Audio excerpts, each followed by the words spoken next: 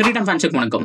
ஹர்ஷா போக்லே இன்னும் நிறைய cricket experts என்ன சொல்றாங்க அப்படின்னா, விராட் அண்ட் ரோஹித் 5வது டெஸ்ட்டுக்கு அப்புறம் ரிட்டைர்மெண்ட் அனௌன்ஸ் பண்ண போறாங்க அப்படிங்கிற விஷயம் தான். மேபி அதுக்கு முன்னாடியே நடக்கிறதுக்கான சான்ஸ் இருக்கு. அதற்கான ரீசன் என்ன, எப்போ நடக்க போகுது, இந்த டெஸ்ட்டை லாஸ் பண்ணதுக்கான ரீசன் என்ன அப்படிங்கிற கம்ப்ளீட் டீடைலாக பார்க்கலாம். அதுக்கு முன்னாடி ஃபர்ஸ்ட் டைம் சேனலுக்கு வரீங்கன்னா மறக்காம சப்ஸ்கிரைப் பண்ணி சப்போர்ட் பண்ணுங்க. அப்பதான் அப்டேட் எல்லாமே எங்களுக்கு வந்து சேரும். சரி வாங்க வீடியோக்குள்ள போகலாம். மெல்போர்ன் டெஸ்ட், அதாவது பாக்ஸிங் டெஸ்ட்டை கம்ஃபர்டபுளாக ஆஸ்திரேலியா வின் பண்ணிட்டாங்க. இதில் மைனஸ் அப்படின்னா டாப் ஆர்டர்ல இருந்து ரன்னு இந்தியன் டீமுக்கு கிடைக்கவே இல்லை. அதுக்கு ஒரு மெயின் ரீசன் ரோஹித் சர்மாவை சொல்லலாம். ஃபர்ஸ்ட் டெஸ்ட்டை பொறுத்த வரைக்கும் பும்ராவுடைய கேப்டன்சியில் வின் பண்ணாங்க. ரோஹித் கேப்டனாக வந்ததுக்கப்புறம் டிராவிஸ் ஹெட் பொழந்தாரு. ஆஸ்திரேலியாவில் எல்லாருமே வந்துட்டு ஆடுறாங்க. மேபி ஒருத்தர் அந்த இடத்துல வந்துட்டு மிஸ் ஆகிறாரு அப்படின்னா அது வந்துட்டு மிச்சல் மார்ஷ் மட்டும்தான். ஆஸ்திரேலியாவிலிருந்து ஒருத்தர் ரிமூவ் பண்ணோம் அப்படின்னா மிச்சல் மார்ஷ் மட்டும்தாங்க. ஏன்னா பவுலிங் பேட்டிங் எதுலையுமே அவருடைய பர்ஃபார்மன்ஸ் கிடையாது. 0 அந்த லெவல் இருக்காரு. அலெக்ஸ் கேரி கூட ஒரு மேட்ச்ல 40 அடிச்சாரு. ரொம்ப குரூசியல் ரன்ஸ் 30-40 அதை அடிச்சு கொடுக்குறாரு. விக்கெட் கீப்பிங் சூப்பரா பண்றாரு. இதுக்காகவே மேபி அவரே ரிமூவ் பண்ணும். பட் இருந்தாலும் அலெக்ஸ் கேரியை காட்டிலும் மிச்சல் மார்ஷ் தான் அந்த லைனப்ல சொதப்படுறாருன்னு சொல்லலாம். ஆனா இந்தியன் டீமை பொறுத்த வரைக்கும் டாப் ஆர்டர்ல இருந்து கான்ட்ரிபியூஷன் சுத்தமா வரல. விராட் கோலி பொறுத்த வரைக்கும் இந்த சீரீஸ்ல வந்துட்டு ஒரு 100 அடிச்சிருந்தாலுமே கூட அதுக்கப்புறம் அவர்கிட்ட இருந்து பெரிய பெர்ஃபார்மன்ஸ் கிடைக்கல. பெரிய பெர்ஃபார்மன்ஸ் தாண்டி ரொம்ப முக்கியமா யோசிக்க வேண்டிய விஷயம் என்ன தெரியுமா, அவர் அவுட் ஆகிற விதம் தான். ஒரு போல்டு, ஒரு எல்பிடபிள்யூ இல்ல தூக்கி அடிச்சு கேட்ச் கொடுத்து அவுட் ஆயிருந்தா கூட பரவாயில்ல. எல்லா மேட்சுமே சேம் மிஸ்டேக்குங்க. சின்ன பிள்ளைக்கு சொல்லித்தர மாதிரி சொல்றோம் அப்படிங்கிற மாதிரி கமெண்ட்ரியில எல்லாம் சொல்லியிருந்தாங்க. 5வது stump line outside off எத்தனை தடவை எல்லா ஃபேன்ஸுக்குமே தெரியும். அவர் திரும்பி திரும்பி அதே மிஸ்டேக்கை பண்றாரு. இந்த மேட்ச் நல்லா க்ளோஸ் வாட்ச் பண்ணியிருந்தீங்கன்னா தெரிஞ்சிருக்கும். ஒரு 30 பால்ல இருந்து ஒரு 40 பால் வந்துட்டு அவர் அப்படியே வந்துட்டு பொறுமையா ஆடிட்டாரு. அந்த பாலை டச் பண்ணாம நீட்டா ஆடிட்டாரு. ஒரு ஸ்மைல் கூட பண்ணாரு லேவ் பண்ணிட்டு. ஆனா அவர் அறியாமையே போய் கவர் டிரைவ் ஆட போறேன் அப்படிங்கிற மாதிரியே டச் பண்ணிடுறாரு. அதனாலதான் அவுட் ஆக முடிஞ்சு. அதே மாதிரி ரிஷப் பண்ட் அவரும் ஒரு சின்ன கல்பிரிட்டு தான். மேக்ஸிமம் அவர் மேல பழி விழுகல. என்ன அப்படின்னா அவருடைய கேம் அதுதான் அப்படின்னா கூட சூரியகுமார் யாதவ், சிவம் தூபே, இன்னும் ஏகப்பட்ட பேர் இருக்காங்க. அவங்களெல்லாம் டெஸ்ட்ல இருந்து வெளியில வச்சிருக்கிறதுக்கான ரீசன் அவங்க தான். ஏன்னா இந்த ஃபார்மெட்டுக்கு செட் ஆக மாட்டாங்க. அப்படி பார்க்கும்போது ரிஷப் பண்ட் காபா வின் பண்ணி தந்தாரு. அதெல்லாம் மறக்க முடியாது. அவருக்கு அந்த நன்றி அப்படிங்கிற சொல்லிதான் ஆகணும்.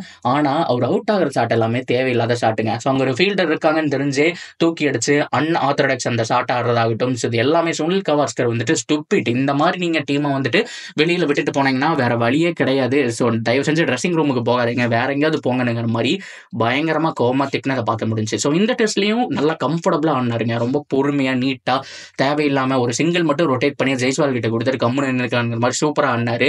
ஆனா என்னன்னு தெரியல, கரெக்டா ஷார்ட் பால் போட்டு அந்த இடத்துல மிச்சல் மார்ஷன் நிக்க வச்சு செட் பண்ணி எடுத்து நம்மளால பார்க்க முடிஞ்சு. அதுவும் தேவையில்லாத அவுட். இது எல்லாமே தாண்டி மிக முக்கியமான ஒரு ஆள் கேப்டன் ரோஹித் சர்மா. 6 மாசத்துக்கு முன்னாடி தலையில தூக்கி வச்சு இந்தியன் டீமே கொண்டாடின ஒருத்தர் ஏன் தான் டீம்ல இருக்காரோ அப்படிங்கிற மாதிரி பேச வச்சுட்டாருங்க. பிகாஸ் கடைசி 20 டெஸ்ட்ல ரன்னே கிடையாது. ஒரே ஒரு 50 மட்டும் அடிச்சிருக்காரு. கடைசி ஒரு 10 டெஸ்டோடைய ஸ்கோரை பார்த்தீங்கன்னா 0, 9 எல்லாமே சிங்கிள் டிஜிட்குள்ள இருக்கிற மாதிரி தான் இருக்கு. பெருசா அவருடைய ஸ்கோரே கிடையாது. ஸ்காட் பாலன் இருக்காரு தெரியுமா, அவர் கூட போன மேட்ச்ல 110 பாலுக்கு மேல ஃபேஸ் பண்ணிட்டாரு. ஆனா போன மேட்சுக்கு முன்னாடி ரோஹித் சர்மா அவ்வளவு பால் கூட ஃபேஸ் பண்ணல. ரன்னர் காட்டிலும் பால் கூட ஃபேஸ் பண்ணாம சீக்கிரமாக அவுட் ஆயிடுறாரு அப்படிங்கிறத பார்க்க முடிஞ்சு. இது எல்லாமே மனம் வருத்தம் தரக்கூடிய ஒரு விஷயமா இருந்தது.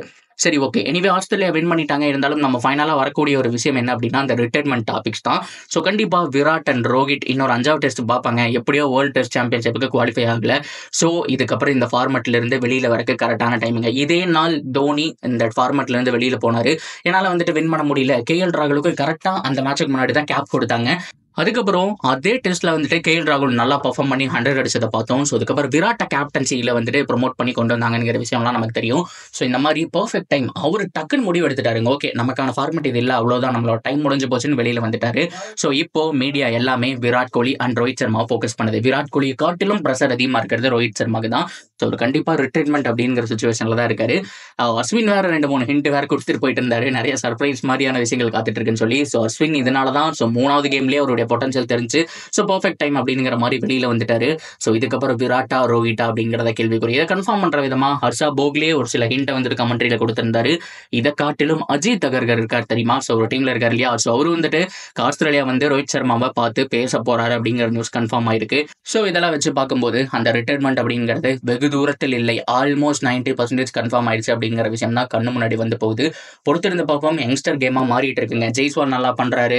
ஸோ பும்ரா வந்துட்டு சப்போர்ட்டுக்கு இருக்காரு. அட் த சேம் டைம் வந்துட்டு நிதிஷ்குமார் ரெட்டி மாதிரியான பிளேயர்ஸ் இருக்காங்க. இன்னும் சஞ்சு சாம்சன் மாதிரியான பிளேயர்ஸ் எல்லாம் இந்த ஒரு ஃபார்மெட்குள்ள கொண்டு வரலாம். ஸோ இந்த ஃபார்மெட்டையே மறுபடியும் யங்ஸ்டர் கேமா மாற்ற முடியும். பொறுத்திருந்து பார்ப்போம் என்ன நடக்க போகுது அப்படிங்கிறத. ஸோ ஓவராலா ஒரு 6 மாசத்துக்கு முன்னாடி தலையில தூக்கி வச்சு கொண்டாடின கேப்டன் ஸோ இன்னைக்கு வருஷம் முடியும் போது எப்படி இருக்காரு பாத்தீங்களா. ஸோ இதுதான் ரியல் லைஃப் மட்டும் இல்லாம கிரிக்கெட் லைஃப் ரெண்டுலையுமே ரியாலிட்டி இதுதான். ஸோ கண்டிப்பா ஒரு சரிவு வந்துதான் ஆகணும். ஸோ அந்த இடத்துல ஒரு டிசிஷன் நம்ம எடுத்துதான் ஆகணும். என்ன நடக்க போகுது அப்படிங்கிறத பார்க்கலாம். இதை பத்தின கருத்துக்கள் தாராளமா கமெண்ட்ல சொல்லாம தொடர்ந்து அப்படி இருக்கு சேனலோட நினைச்சிருங்க. மறக்காம சப்ஸ்கிரைப் பண்ணி சப்போர்ட் பண்ணுங்க.